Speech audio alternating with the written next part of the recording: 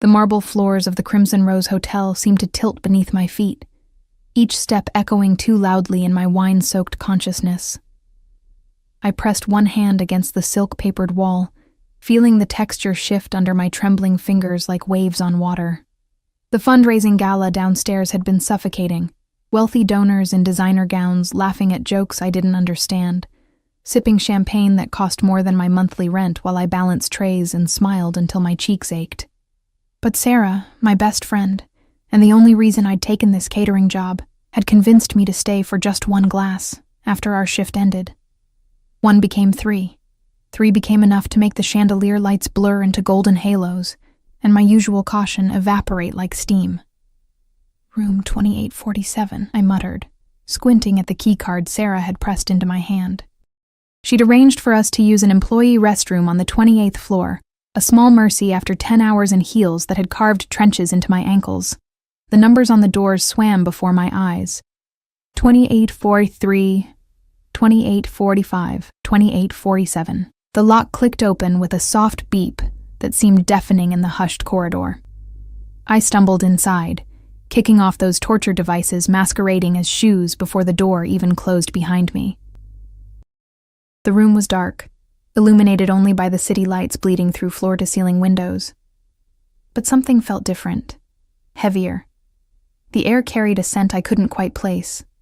Expensive cologne, leather, and something darker, almost metallic, like copper pennies pressed against skin. I barely registered the wrongness before exhaustion dragged me toward what I assumed was a bed. My body collided with cool silk sheets that whispered against my skin, so different from the rough cotton I was used to. Heaven. Pure heaven. I buried my face into a pillow that smelled like cedar and winter nights, letting the spinning room fade into blessed darkness. Sleep pulled me under like a riptide.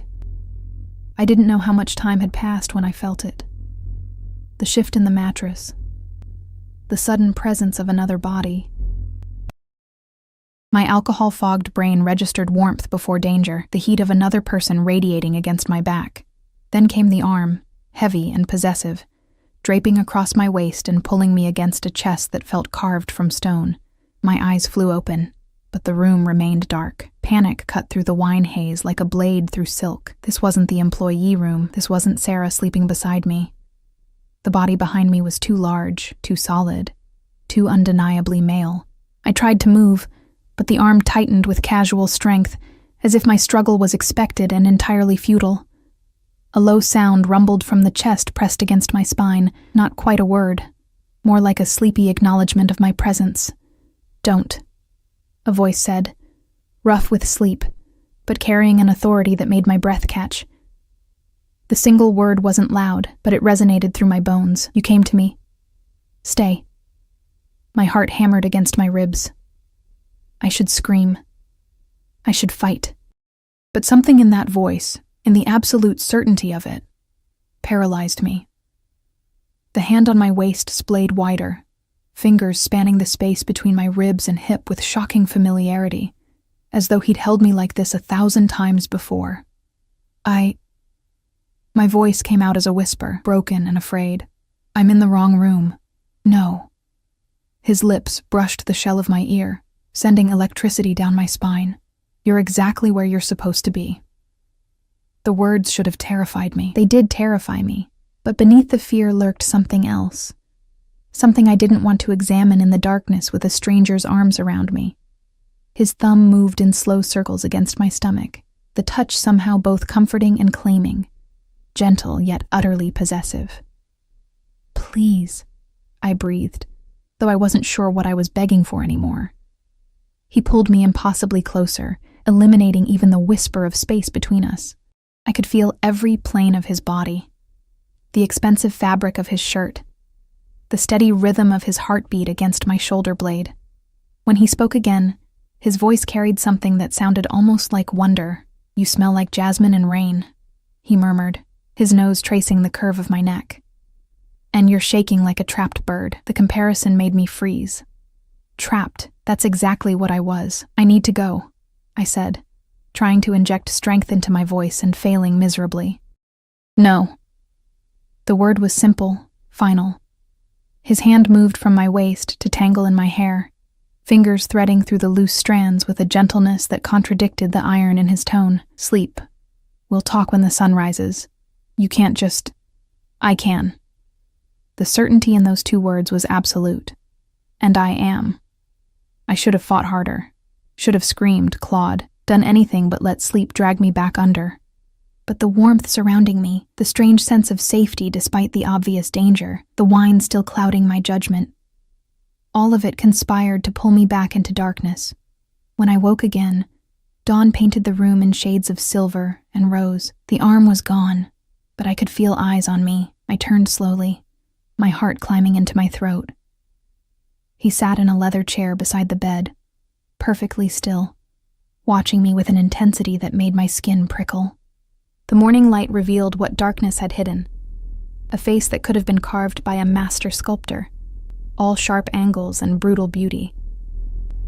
He couldn't have been much older than 30, but his eyes held centuries of knowledge, of violence, of absolute control. Dark hair fell across his forehead, slightly mussed, the only thing about him that seemed even remotely vulnerable. He wore black slacks and a white shirt, partially unbuttoned, revealing a chest marked with scars that told stories I didn't want to know. On the table beside him lay a gun, casual as a book, and 2 cell phones that kept lighting up with messages he ignored. "Good morning, Bellezza." His voice in the daylight was smoother than it had been in darkness, cultured and precise, with the faintest trace of an accent I couldn't place. "Did you sleep well in my bed?" I pulled the sheets up to my chin, suddenly aware that I was still in my catering uniform, a black skirt and white blouse, now hopelessly wrinkled. "I told you, I'm in the wrong room. I need to leave." He leaned forward, elbows on his knees, and smiled. It wasn't a kind smile. It was the smile of a predator that had already decided on its prey. "You entered my private suite, Kara. Climbed into my bed, pressed that soft body against mine and sighed like you'd found home." He paused, letting each word sink in. "And now you think you can simply walk away?"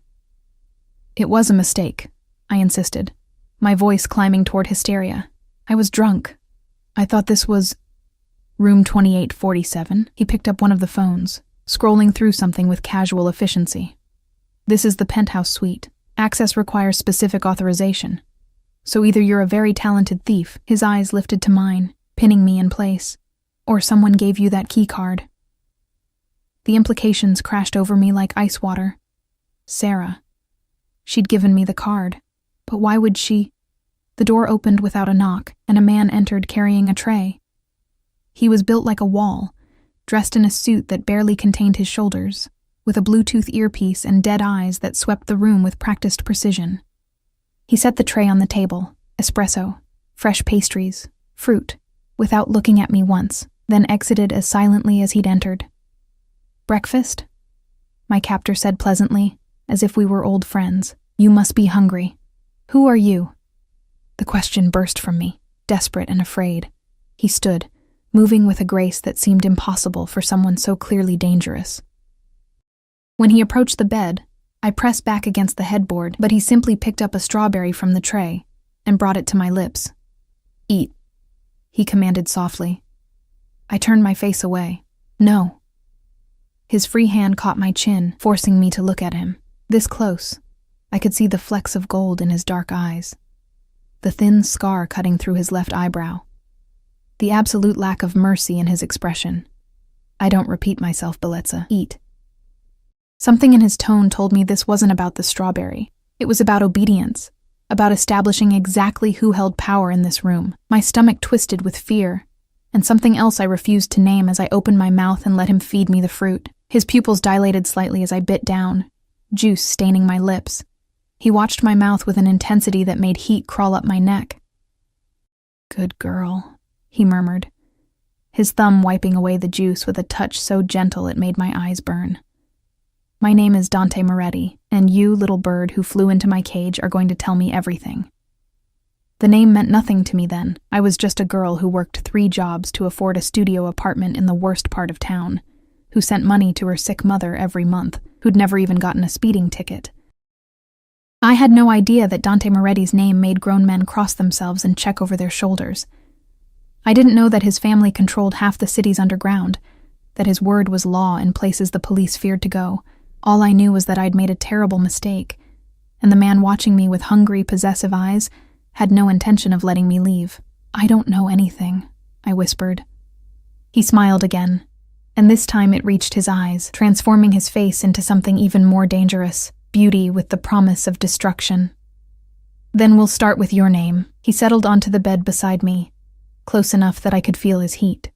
"And why someone would send an innocent creature like you into the monster's lair."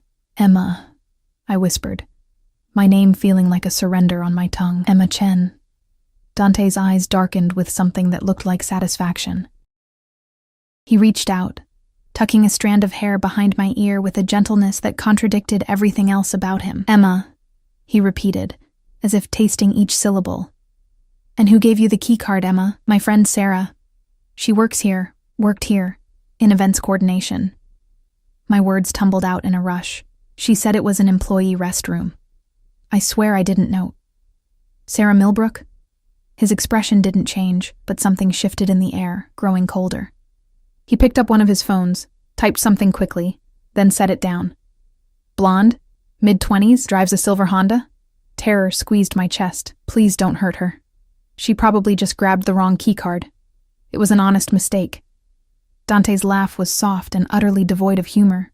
"There are no honest mistakes in my world, Bellezza. Only calculated moves and the people foolish enough to make them." He stood, walking to the window, his silhouette framed by the morning sun. "Your friend has been feeding information to Marcus Castellano for 3 months. Guest lists, security rotations, access codes."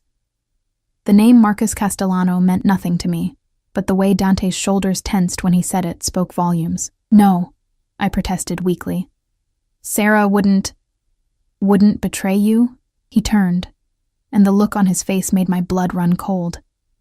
"She sent you to my room, Emma, a drunk, vulnerable woman stumbling into the bed of a man she was told would be occupied elsewhere."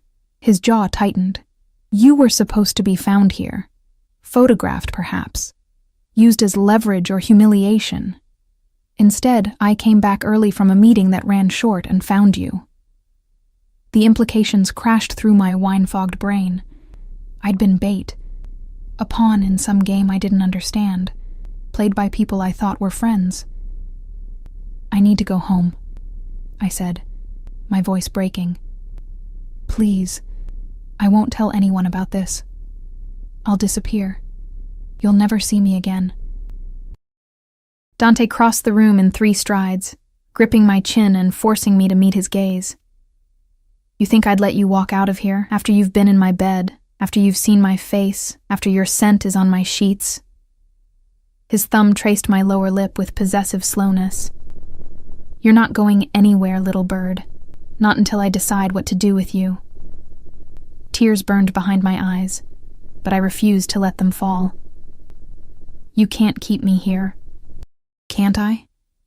He released my chin, but his hand moved to my throat, fingers spanning the delicate column without pressing, just resting there like a collar. "I own this hotel, Emma. I own the building where you live, that pathetic studio on Mitchell Street with the broken elevator and rats in the walls. I know about your mother in the care facility, about the debts you're drowning in, about every desperate choice you've made to stay afloat." Each word was a nail in my coffin. He'd already investigated me, probably while I slept. The realization of how thoroughly trapped I was made my breath come in shallow gasps. "Please," I whispered. His expression softened fractionally, something almost like regret flickering across his features. "You keep saying that word as if it holds power." He leaned closer, his lips brushing my temple. "The only power here is mine, but I'm not a monster despite what you're thinking. I won't hurt you, Emma, not unless you force my hand. Then let me go." "No." The word was gentle but absolute. "You're under my protection now, whether you want it or not." Before I could process that statement, his phone buzzed. He glanced at it, and his expression hardened into something terrifying. "My men found Sarah. She's being questioned." Nausea rolled through my stomach. What does that mean? It means she's explaining her arrangement with Castellano in great detail. He stood, buttoning his shirt with efficient movements. Marco will drive you to my residence. You'll stay there while I handle this situation. Your residence? I scrambled off the bed, my bare feet hitting plush carpet. I'm not going anywhere with you. Dante's hand shot out, gripping my wrist with controlled strength. He pulled me against his chest, close enough that I could see the dangerous glint in his eyes. You have two choices, Bellezza. Come willingly, or I'll carry you out of here over my shoulder. Either way, you're mine now. The possessiveness in his voice should have repulsed me. Instead, some broken part of my psyche responded to it, recognized it as a twisted form of safety in a world that had just revealed itself to be far more dangerous than I'd known. Why? The question came out broken. Why do you even care? Something flickered across his face. Surprise, maybe, or recognition. His free hand came up to cut my cheek, thumb stroking along my cheekbone with devastating gentleness. Because the moment you curled into my arms last night, you became mine to protect. Because you looked at me this morning with fear. Yes, but also with something pure. Something I haven't seen in a decade. Because... He paused, seeming to wrestle with something internal. Because I choose to. And what I claim, I keep. 20 minutes later, I found myself in the back of a black SUV with windows tinted so dark, the outside world became a blur. Marco, the wall of muscle who'd brought breakfast, drove in silence while another equally intimidating man sat in the passenger seat. Both wore earpieces and had the dead-eyed look of people who'd done terrible things without losing sleep. I'd been allowed to grab my shoes and bag, nothing more. Dante had watched me dress with predatory focus, then handed me off to his men with instructions I hadn't been allowed to hear. The vehicle glided through morning traffic, taking turns that led away from the city center and toward the hills where old money lived behind gates and walls. My phone buzzed in my bag, my manager at the diner, probably wondering why I hadn't shown up for my morning shift. I reached for it, but Marco's eyes found mine in the rearview mirror. Mr. Moretti said no calls. I need to let my work know, already handled. His voice was flat, devoid of emotion. You're on indefinite leave. Paid. The casual way he said it, as if Dante rearranging my entire life was perfectly normal, made my hands shake. I stared out the window, watching my independence, my agency, my freedom disappear with every mile. The gates that finally opened for us were wrought iron and 12 feet tall, topped with decorative spikes that were probably more functional than ornamental. The driveway curved through manicured gardens that belonged on magazine covers, leading to a mansion that made the hotel penthouse look modest. Out, Marco said, opening my door. I stepped onto cobblestones, craning my neck to take in the 3-story structure of pale stone and arched windows. It looked like something transplanted from European aristocracy, all elegant lines and old-world wealth. Ivy climbed one wall, and a fountain bubbled in the circular drive, the sound of water somehow emphasizing the absolute silence surrounding the property. The front door opened before we reached it. A woman in her 50s with silver-streaked hair and a crisp black dress appeared, her expression professionally neutral. Miss Chen, I'm Mrs. Castellano, the housekeeper. Welcome. The name made me stumble. Castellano, like Marcus. No relation. Her lips thinned. It's a common name. Please follow me. Inside, the mansion was a study in contrasts. Antique furniture alongside modern art, marble floors beneath crystal chandeliers, beauty built on a foundation of old violence. Mrs. Castellano led me through hallways that seemed to stretch forever, finally stopping at a door on the second floor. This will be your room. She opened it, revealing a space larger than my entire apartment. A 4-poster bed dominated one wall, draped in silk the color of champagne. French doors opened onto a balcony overlooking gardens that rolled toward distant woods. Mr. Moretti has requested you make yourself comfortable. Your measurements have been sent to his personal shopper. Clothes will arrive this afternoon. My measurements. The violation of it made my voice sharp. How does he... Mr. Moretti is very thorough. She moved to a dresser, opening drawers to show they'd already been stocked with basics. Toiletries, undergarments in exactly my size, pajamas. Lunch is at 1, dinner at 7. You're free to move about the house and grounds, but... Her eyes met mine with surprising compassion. "Don't try to leave, dear. For your own safety." She left me alone in my golden cage. I spent the next hour exploring my prison. The bathroom was obscene, a marble shower large enough for 4 people, a tub that could double as a small pool, towels so soft they felt like clouds. The closet was empty but massive, waiting to be filled with clothes I hadn't chosen, hadn't earned, didn't want. I tried the balcony doors, unlocked. The drop was significant, but not impossible. I could see guards, discreet but present, moving through the gardens below. One looked up, making direct eye contact, and touched his earpiece. Message received. I was being watched. My phone buzzed again. This time, when I checked it, there was a new message from an unknown number. "Your mother's care facility received a payment covering the next 2 years. She's been moved to a private room with round-the-clock nursing. This is not kindness, Emma. This is insurance. Behave, and she stays comfortable. Run, and I'll move her to a facility where they'll barely remember to feed her." D. The phone slipped from my shaking hands, clattering onto the marble floor. He'd threatened my mother, casually, efficiently, without raising his voice or his hand. This was the real Dante Moretti, not the man who'd held me gently in the darkness, but the monster who controlled lives like chess pieces. I sank onto the bed, finally letting the tears fall. I cried for my stupidity, for trusting Sarah, for getting drunk and stumbling into a nightmare I couldn't wake from. I cried because somewhere in the last few hours, I'd started to feel something other than fear when Dante looked at me, and that terrified me more than anything else. When the sobs finally subsided, I found myself staring at my reflection in the mirror across the room. Mascara tracked down my cheeks, my hair was a mess, and my eyes were red and swollen. I looked exactly like what I was.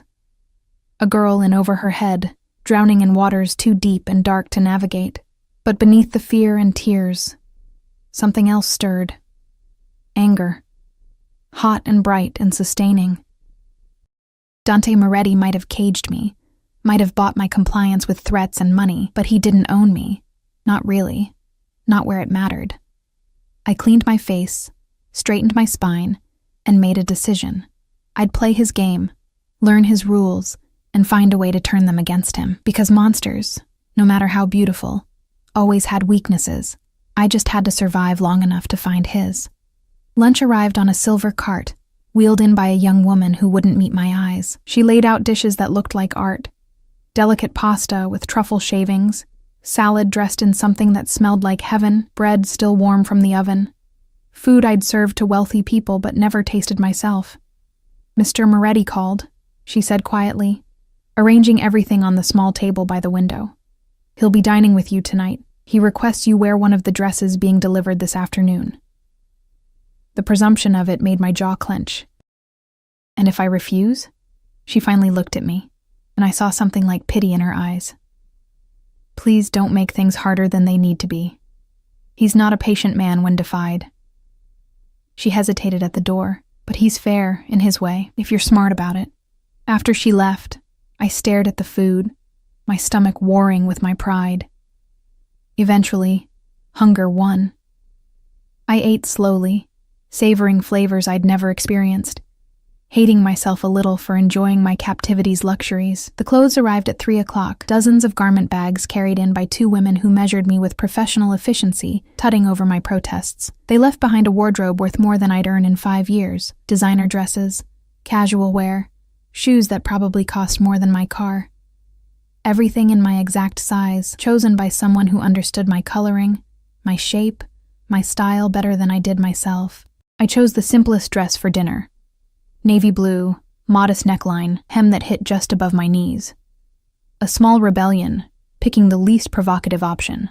But when I looked in the mirror, even this simple dress transformed me.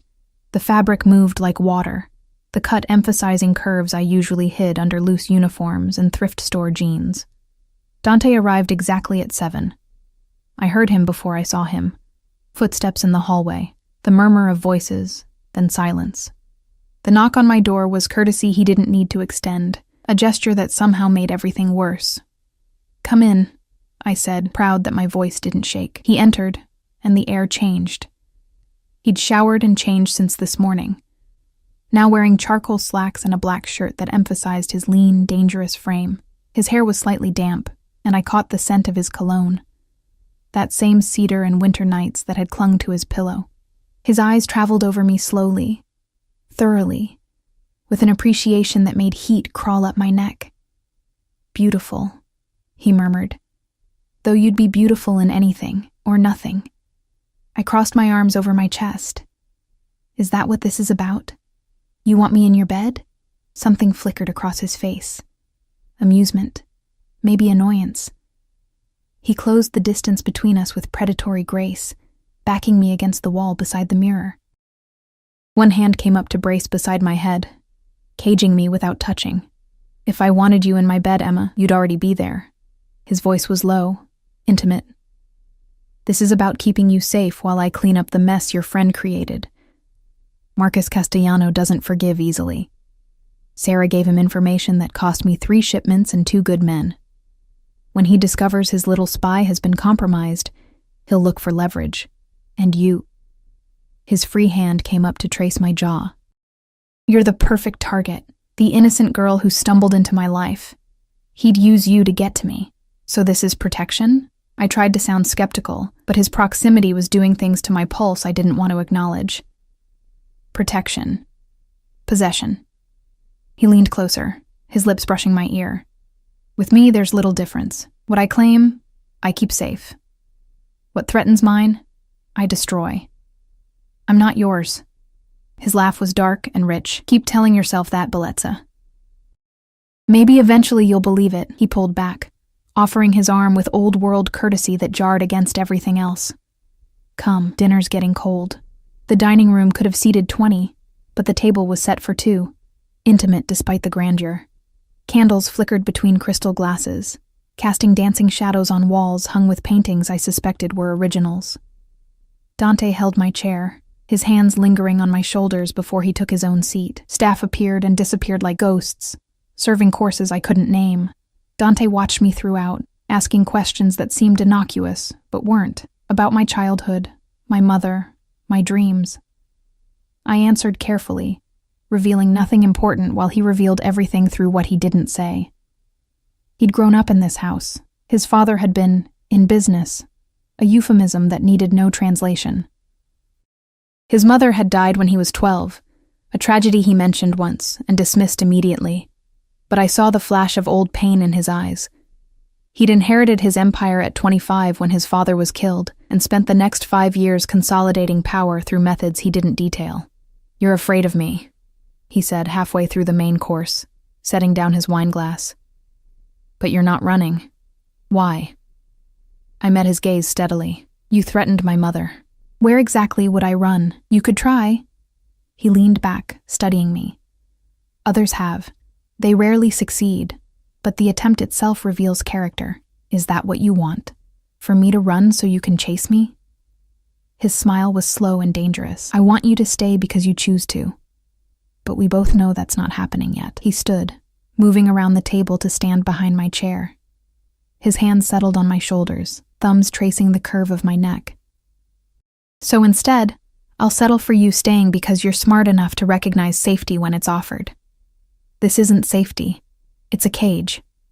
A cage with silk sheets and protection from men who'd do far worse than imprison you." His breath stirred my hair. "Sarah talked before she died, Emma. She told Marcus everything, including that she sent you to my room. He thinks you're my weakness now, my soft spot." The words, "before she died," echoed in my head, making my stomach lurch. "You killed her?" "No." His hands tightened fractionally. "Marcus did. Once he realized she'd been compromised. He sent me a message with her body, a declaration of war using your friend's corpse as stationery." I jerked away from his touch, standing so quickly my chair toppled backward. "You're monsters. All of you." "Yes." He didn't deny it, didn't soften it. "But I'm the monster standing between you and worse ones. Remember that, Bellezza, before you decide I'm your enemy." That night, I couldn't sleep. I paced my golden cage, wearing a path in the plush carpet, jumping at every sound. Around midnight, I heard footsteps in the hallway outside my door. They paused, and I held my breath. But whoever it was moved on. The next morning, Mrs. Castellano informed me that Dante had left before dawn for business and wouldn't return until evening. I spent the day exploring the mansion under the watchful eyes of guards who appeared whenever I ventured too far. In the library, I found photographs hidden in a drawer, Dante as a child, with a beautiful dark-haired woman who must have been his mother. They were laughing, her arms around him, love evident in every line of their bodies. The boy in the photo had light in his eyes that the man I knew had lost somewhere along the way. He doesn't like people seeing those. I spun to find Marco in the doorway, his expression unreadable. I didn't mean to pry. Everyone pries. He expects it. Marco moved into the room with surprising quiet for such a large man. But those photos, she was the last person who saw him as human instead of weapon. After she died, he became what he needed to be to survive. Why are you telling me this? Marco's eyes met mine, and I saw something unexpected, concern. Because he looks at you the way he used to look at her, like you're something precious in a world of broken things, and that makes you either very lucky or very doomed. I haven't decided which yet. He left me alone with photographs and implications I didn't want to examine. Dante returned that evening covered in blood. I was in the garden when I heard the commotion. SUVs roaring up the drive, men shouting, the organized chaos of crisis. I ran toward the house, my heart in my throat, and found Dante being helped from a vehicle by Marco and 2 other men. Blood soaked his left side, turning his white shirt crimson. His face was pale but composed, jaw tight against pain he refused to voice. When his eyes found mine across the courtyard, something in his expression shifted, softened, almost. Emma. My name on his lips sounded like relief. Get back inside. Instead, I ran to him. Some instinct older than reason propelled me forward, past the guards, past common sense. I reached for him, my hands fluttering uselessly over his injuries. You're hurt. You need a hospital. No hospitals. His hand caught mine, blood slick and warm. Too many questions. We have a doctor on call, but inside. Now. The command was softened by the way his thumb stroked my wrist, a gesture of reassurance from a man bleeding out in his own driveway. They brought him to a room I hadn't seen before. Part medical clinic, part armory, fully equipped for treating injuries that couldn't be explained to authorities. A gray-haired man in surgical scrubs appeared within minutes, already barking orders at assistants who materialized from nowhere. I tried to follow, but Marco blocked my path. Let the doctor work. I need to... What? What did I need? This man had kidnapped me, threatened me, turned my life inside out. I shouldn't care that he was bleeding, shouldn't feel like my chest was caving in at the thought of him hurt, but I did. God help me, I did. He'll be fine, Marco said, not unkindly. This isn't his first bullet, won't be his last. 3 hours later, Dante appeared at my door, shirtless, bandaged from ribs to hip, but standing on his own. His skin was pale against the white gauze, emphasizing the scars I'd glimpsed that first morning. A roadmap of violence survived. You shouldn't be walking, I said, rising from the chair where I'd been pretending to read. Probably not. He moved into the room, closing the door behind him with deliberate care. But I needed to see you. Why? He crossed to where I stood, each step clearly painful, though he tried to hide it. When he reached me, his hand came up to cup my face with devastating gentleness, because when I thought I might die tonight, the last thing I wanted to see was your face. Because you ran to me when you should have run away. Because... His thumb traced my lower lip. Because I'm starting to think you're more dangerous to me than any bullet. My breath caught. Dante. He kissed me. Not rough or demanding, but soft, almost questioning. His lips moved over mine with a tenderness that made my eyes sting with unshed tears. I should push him away, should remember he was my captor, my jailer, the monster who'd upended my life. Instead, I kissed him back. My hands found his bare shoulders, careful of his injuries, and I poured everything into that kiss. Fear, anger, confusion, and something dangerously close to longing. He groaned against my mouth, deepening the kiss, his hand tangling in my hair with possessive hunger. When we finally broke apart, both breathing hard, his forehead rested against mine. "You're mine, Emma," he whispered. "Say it." I should refuse, should maintain the last shreds of my dignity and independence, but with his blood still under my fingernails and his taste on my lips, I whispered the truth that terrified me. "I'm yours." The next 6 weeks blurred together like watercolors in rain, beautiful and terrifying and impossible to hold on to. Dante healed slowly, stubbornly refusing to rest as much as the doctor ordered. I found myself in his room more nights than not, initially under the pretense of checking his bandages, but eventually simply because neither of us could sleep apart anymore. He'd pull me against his chest, careful of his healing wound, and we'd talk in the darkness. He told me about his mother, how she'd loved gardening and opera, how she'd tried to shield him from his father's world until cancer stole her away. I told him about mine, the stroke that had left her unable to speak, how I'd worked myself to exhaustion trying to afford her care, how I'd failed anyway until he'd intervened. "You didn't fail," he murmured one night, his fingers tracing patterns on my bare shoulder. We'd crossed that final line 3 days after he'd been shot, a collision of need and fear, and something neither of us wanted to name. "You were drowning, and no one threw you a rope. I just happened to be the one who noticed. You noticed because I literally fell into your bed." His laugh rumbled through his chest into mine. Fate has a twisted sense of humor. He pressed a kiss to my temple, but I'm not complaining about the delivery method. During the days, while Dante handled his business, I explored my new existence. Mrs. Castellano taught me which wines paired with which meals. Marco, surprisingly, became something like a friend, teaching me to shoot in the basement range because everyone close to the boss needs to know how to protect themselves. The other guards, Alessandro, Victor, Chen, slowly warmed to me, their initial suspicion fading into protective acceptance. I was becoming part of Dante's world, and the realization should have terrified me more than it did, but it was the nights that undid me. Dante's possessiveness in private was absolute and overwhelming. He mapped every inch of my body with reverent attention, whispering Italian endearments I didn't understand but felt in my bones. He was simultaneously gentle and demanding, treating me like something precious he was terrified of breaking, but couldn't stop touching. "You're thinking too loud," he said one evening, finding me on my balcony staring at the sunset. He wrapped his arms around me from behind, his chin resting on my shoulder. "What's troubling you, Bellezza? This can't last." The words escaped before I could stop them.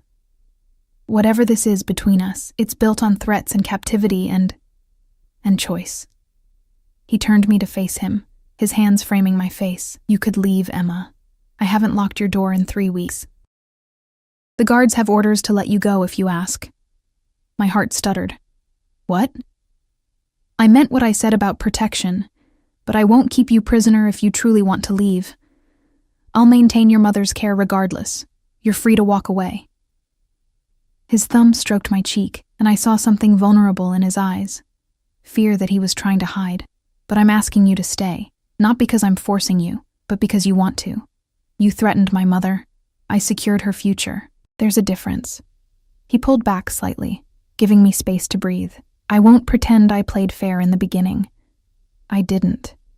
But somewhere between that first morning and now, this became real for me. You became real. And I need to know if it's real for you too, or if you're just surviving until you can escape." I stared at him, this beautiful monster who'd stolen me, and somehow made me want to stay. "I don't know what's real anymore, then figure it out." He pressed a kiss to my forehead, achingly gentle. "I'll wait. I'm a patient man when it matters." That night, I lay awake long after Dante fell asleep beside me, his arm heavy across my waist even in unconsciousness. I could leave. He'd given me that choice, that power.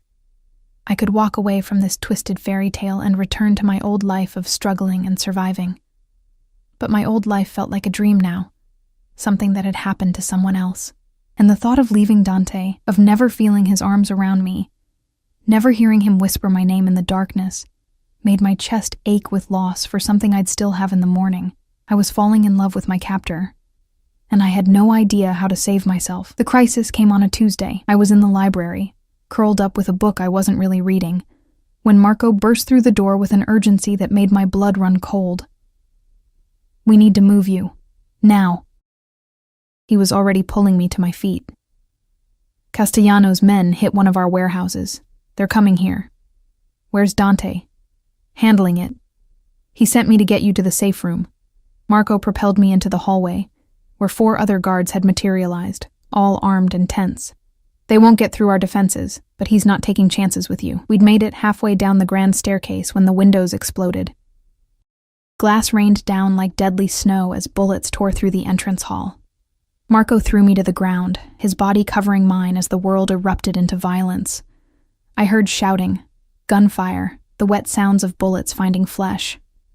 Someone screamed. One of Dante's men, I thought, but couldn't be sure over the ringing in my ears. "Stay down!"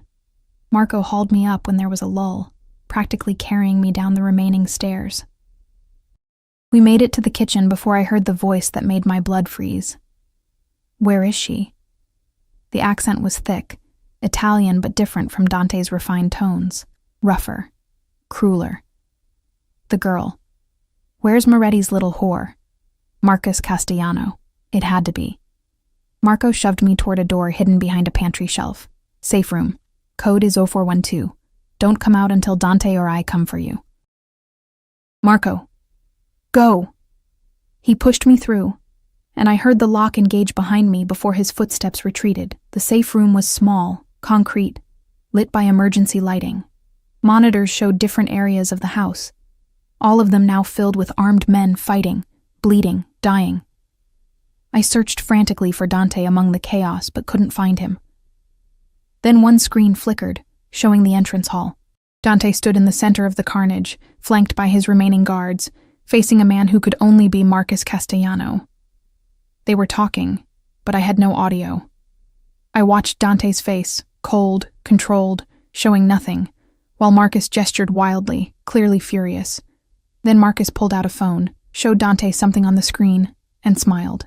Dante's expression didn't change, but I saw his hand tighten on his gun. Whatever Marcus had shown him, it was bad.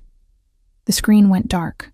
I don't know how long I waited in that concrete tomb, listening to gunfire fade to silence. Then nothing. Every minute felt like hours. I tried the code on the door repeatedly, but it wouldn't open from inside. I was trapped, helpless, imagining every terrible scenario. When the door finally opened, I nearly collapsed with relief, but it wasn't Dante standing there. It was a man I'd never seen. Young, cold-eyed, with a gun pointed directly at my chest. Behind him stood Marcus Castellano, older than I'd expected, gray-haired and elegant in a suit that probably cost more than a car. "Emma Chen," Marcus said, his voice smooth and cultured. "At last. You're much prettier than your photograph suggested." I backed away until I hit the wall. "Where's Dante?" "Indisposed." Marcus stepped into the safe room, leaving his man to guard the door. We had a fascinating conversation, he and I, about loyalty, about consequences, about what happens when someone takes something that belongs to me. I don't belong to anyone. His laugh was cruel. "My dear, you belonged to me the moment Sarah Millbrook agreed to send you to Moretti's bed. You were my investment, my future leverage. Imagine my surprise when Dante decided to keep you instead of simply using you." He circled me slowly, predator assessing prey, "But perhaps this works out better. Killing you in front of him will hurt far more than any bullet." Terror turned my blood to ice. "He'll kill you for this. He'll try." Marcus grabbed my arm, his grip bruising. "But first, he'll watch you die. He'll hear you beg. And he'll know that everyone he loves eventually leaves him, one way or another." He dragged me from the safe room, through hallways now littered with bodies I tried not to look at too closely. My mind raced, searching for escape routes, weapons, anything, but I was unarmed and surrounded by men who killed for a living. We emerged into the entrance hall, and I saw him. Dante knelt in the center of the room, held at gunpoint by 2 of Marcus's men. Blood ran from a cut above his eye, and his shirt was torn, but his eyes, when they locked onto mine, blazed with such fury I felt the heat of it across the distance. "Let her go, Marcus." His voice was deadly calm. "This is between us." "No, Dante. You made it about her when you chose to keep her. Marcus shoved me forward and I stumbled but didn't fall. You always were sentimental, like your father. It's what got him killed too. Dante's jaw clenched. Touch her, and I'll spend the rest of my life making you beg for death. Threatening me? While on your knees?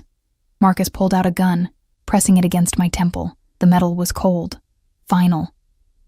Say goodbye, Moretti. Everything happened at once. Dante moved with impossible speed, somehow twisting away from his guards. Gunfire erupted. I felt Marcus jerk beside me, the gun falling from my temple as he crumpled. Warm blood splattered across my face. And I was screaming, I think, but couldn't hear it over the ringing in my ears. Strong arms wrapped around me, pulling me down and covering me as chaos exploded overhead. I knew those arms, that scent, that heartbeat against my back. I've got you. Dante breathed against my hair. I've got you, Bellezza. You're safe. When the shooting stopped, when the silence descended like snow, Dante helped me stand. Marcus lay dead at our feet, along with most of his men. The entrance hall looked like a massacre, which I supposed it was. Don't look, Dante said, turning my face into his chest. Just hold on to me. I gripped his shirt, my hands shaking so violently I could barely maintain my hold. I thought he'd kill you. I thought... Shh. He pressed kisses into my hair, my forehead, my tear-stained cheeks. I'm fine. You're fine. It's over. But it wasn't over. Not really. Because as Marco appeared, limping but alive, and began organizing cleanup, as police sirens wailed in the distance only to be mysteriously diverted, I realized the truth. This was Dante's world.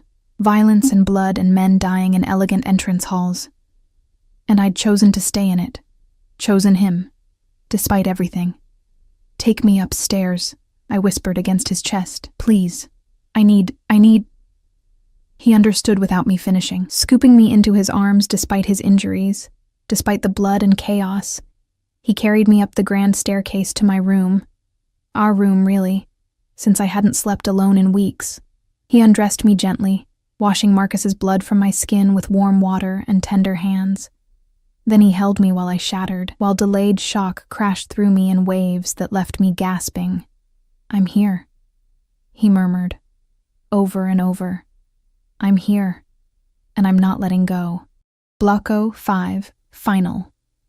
The weeks following the attack blurred into a strange new normal. Dante's men swept the mansion, replacing shattered windows and blood-stained marble, until no evidence remained of the violence that had occurred.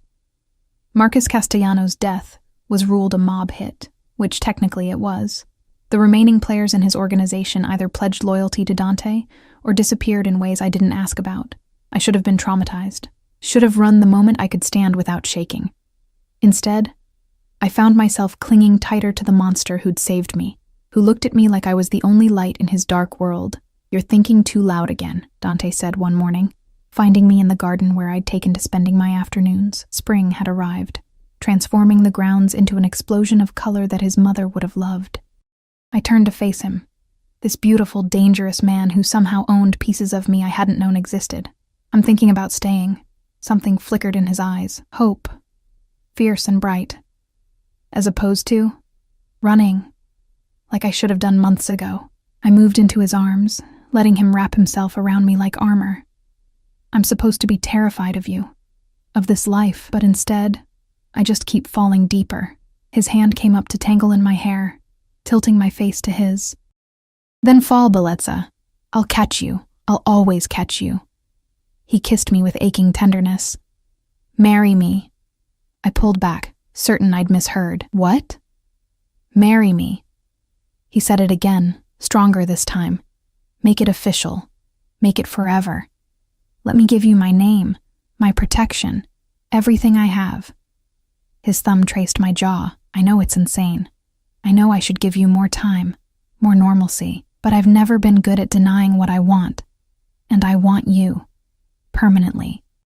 My heart hammered against my ribs. Dante, this is crazy. We barely know each other. I know you cry at sad movies, but pretend you don't. I know you send half your allowance to children's charities anonymously. I know you're terrified of heights, but went on the balcony anyway to see the sunset. I know the exact sound you make when I touch you right here." His hand traced a path that made me gasp. "And I know that I would burn this city to ash before I let anything hurt you. So tell me, Emma, what else do I need to know?" I stared at him. This man who'd stolen me and somehow made me want to be stolen. The rational part of my brain screamed warnings, but my heart, my traitorous, foolish heart, whispered yes. "Okay," I breathed. His eyes widened fractionally. "Okay?" "Yes, I'll marry you." I laughed at the absurdity of it. I must be insane. We're both insane. He kissed me then, deep and claiming, pouring everything into it until I couldn't remember why I'd ever thought to refuse. When we finally broke apart, both breathing hard, he rested his forehead against mine.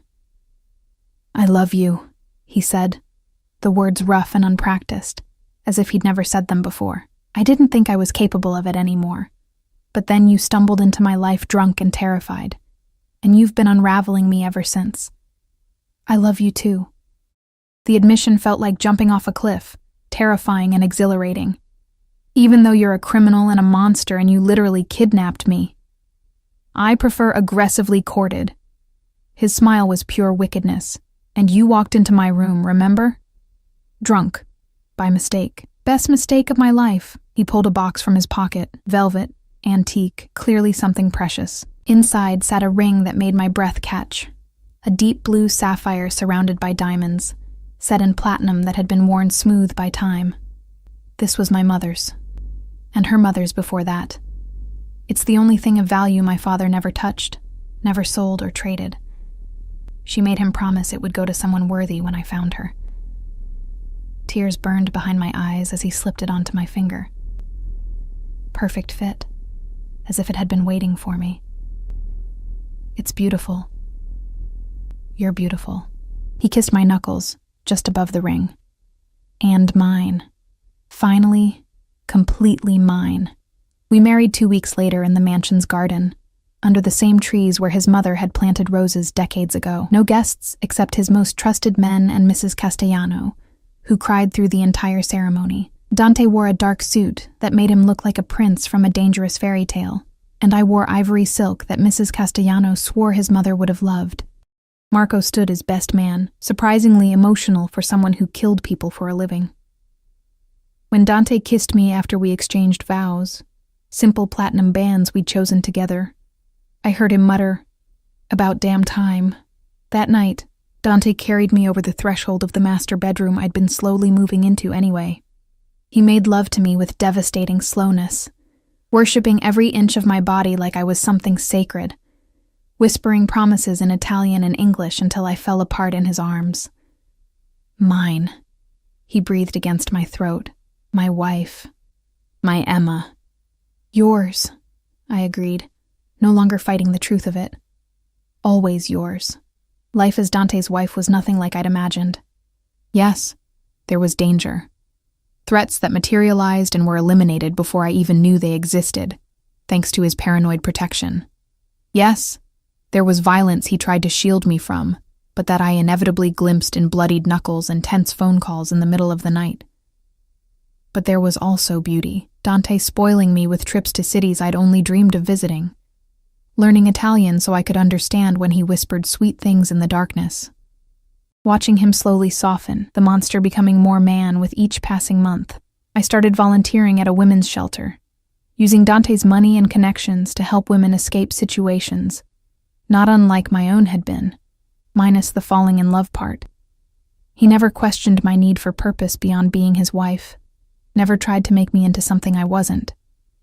And then, 5 years after that drunken night that changed everything, I discovered I was pregnant. I told him in the garden, on the anniversary of our first meeting. He'd surprised me with a perfectly restored vintage motorcycle. I'd mentioned once, months ago, that I'd always wanted to learn to ride. The fact that he remembered such a small detail still made my heart ache. "I have something to tell you," I said, watching him adjust the bike's mirrors with boyish enthusiasm I rarely saw. "If it's about the helmet color, I can get it changed. I'm pregnant." He froze mid-adjustment, then slowly turned to face me. "What?" I pulled the test from my pocket, holding it out like proof. Almost 8 weeks. I wanted to be sure before I told you." For a moment, he just stared, and I couldn't read his expression. Fear crept in. What if he didn't want children? We'd never really discussed it, too caught up in each other to think about expanding our dangerous little world. Then he crossed the distance between us in 2 strides, dropping to his knees in front of me. His hands came to rest on my still flat stomach with reverent care, and when he looked up at me, tears tracked down his face. "A baby," he whispered. "Our baby." Relief flooded through me. "You're happy? Happy?" He laughed, the sound broken and beautiful. "Emma, you've given me everything. A reason to be better, to want more than just power and revenge. And now," his voice cracked, "now you're giving me a family, something I never thought I'd have again after my mother died." He stood, pulling me into his arms and kissing me with desperate tenderness. Against my lips, he murmured, "Thank you. Thank you for stumbling into my room drunk. Thank you for staying. Thank you for loving a monster and making him want to be a man."